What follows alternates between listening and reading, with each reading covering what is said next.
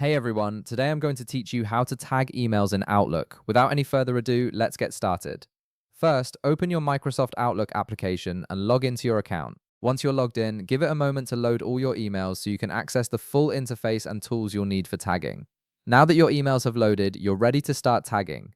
To do this, you'll need to create a new email, so look towards the top left part of your screen where you'll find the New Email button. Go ahead and click on it. This will open up the email composition screen where you can write your message and add tags to notify specific people. Once you're in the email composition screen, tagging someone is actually quite straightforward. All you need to do is press the @ symbol on your keyboard. As soon as you type it, Outlook will automatically display a list of contacts from your account. This list makes it easy to find and tag the people you want to notify without having to type out their full email address or search through your contacts manually.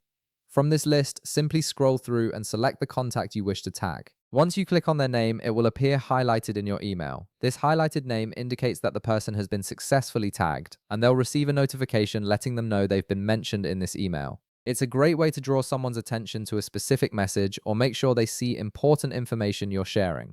You can tag multiple people in the same email by repeating this process. Just press the @ symbol again, select another contact from the list, and their name will also appear highlighted. This is especially useful when you're working on team projects or need input from several people at once. And that's it. You've successfully tagged emails in Outlook, making it easier to communicate and ensure the right people are notified. If this video helped you out, be sure to leave a like, subscribe, and I'll see you in the next one.